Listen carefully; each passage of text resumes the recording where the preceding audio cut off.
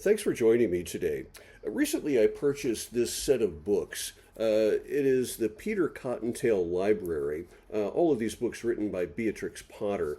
There's 10 of them, hardcover books, that are placed in this very nice slipcase. These are classic books, books that have been around since the early part of the 20th century, all of them written between the years 1902 and 1911.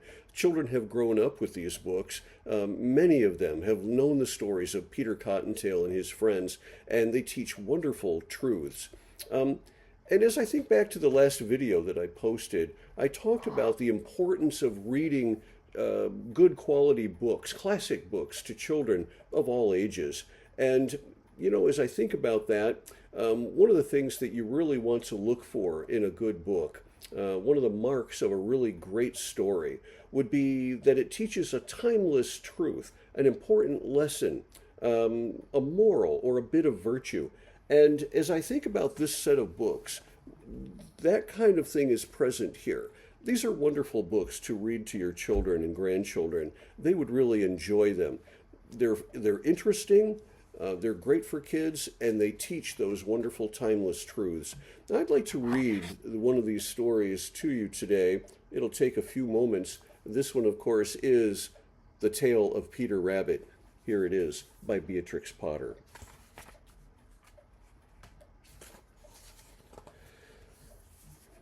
Once upon a time, there were 4 little rabbits, and their names were Flopsy, Mopsy, Cottontail, and Peter.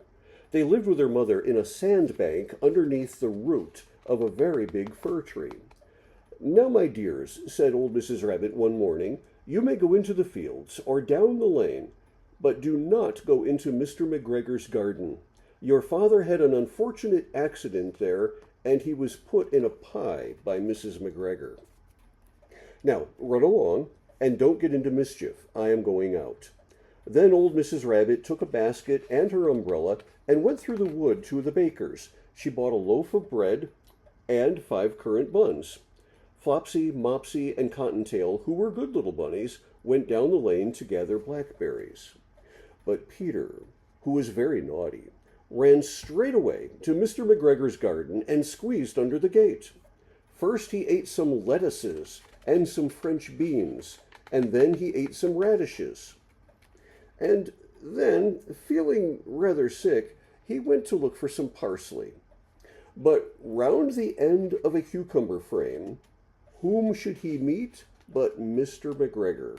Mr. McGregor was on his hands and knees, planting out young cabbages, but he jumped up and ran after Peter, waving a rake and calling out, "Stop, thief! Stop the thief!" Peter was most dreadfully frightened. He rushed all over the garden, for he had forgotten the way back to the gate. He lost one of his shoes among the cabbages, and the other shoe amongst the potatoes. After losing them, he ran on 4 legs and went faster and faster, so that I think he might have gotten away altogether if he had not unfortunately run into a gooseberry net, and he got caught by the large buttons on his jacket. It was a blue jacket with brass buttons, quite new. Peter gave himself up for lost, and shed big tears, but his sobs were overheard by some friendly sparrows, who flew to him in great excitement and implored him to exert himself. Mr. McGregor came up with a sieve, which he intended to pop down on the top of Peter, but Peter wiggled out just in time, leaving his jacket behind him. And he rushed into the tool shed and jumped into a water can. It would have been a beautiful thing to hide in, if it had not been for all the water that was in it. Mr. McGregor was quite sure that Peter was somewhere in the tool shed, perhaps hidden underneath a flower pot. He began to turn them over carefully, looking under each one. And that's a picture of that taking place, Mr. McGregor, and looking for Peter. Well, at that time, Peter sneezed really loud. Kerchoo! Mr. McGregor was after him in no time. And he tried to put his foot upon Peter, who jumped out of a window, upsetting 3 plants. The window was way too small for Mr. McGregor, and he was tired of running after Peter, so he went back to his work. Peter sat down to rest. He was out of breath and trembling with fright, and he had not the least idea which way to go. Also, he was very damp with sitting in that can. After a time, he began to wander about, going lippity-lippity, lippity-lippity, not very fast, and looking all around. He found a door in a wall, but it was locked, and there was no room for a fat little rabbit to squeeze underneath. But an old mouse was running in and out over the stone door step, carrying peas and beans to her family in the wood. Peter asked her the way to the gate, but she had such a large pea in her mouth that she could not answer. She only shook her head at him, and Peter began to cry. Then he tried to find his way straight across the garden, but he came more and more puzzled. Presently he came to a pond where Mr. McGregor filled his water cans. There was a white cat staring at some goldfish. She sat very, very still, but now and then the tip of her tail would twitch, as if it were alive. Peter thought it best to go away without speaking to her. He had heard about cats from his cousin, little Benjamin Bunny. He went back towards the tool shed, but suddenly, quite close to him, he heard the noise of a hoe. Scritch, scratch, scratch, scritch. Peter scuttered underneath the bushes, but presently nothing happened, and so he came out and climbed upon a wheelbarrow and peeped over. The first thing he saw was Mr. McGregor hoeing onions. His back was turned toward Peter, and beyond him was the gate. Peter got down very quietly off the wheelbarrow and started running as fast as he could go along a straight walk behind some black currant bushes. Well, Mr. McGregor caught sight of him at the corner, but Peter didn't care. He slipped underneath the gate and was safe at last in the wood outside the garden. Mr. McGregor found the little shoes and the jacket that Peter had left behind, and he set it up as a scarecrow to frighten away the blackbirds.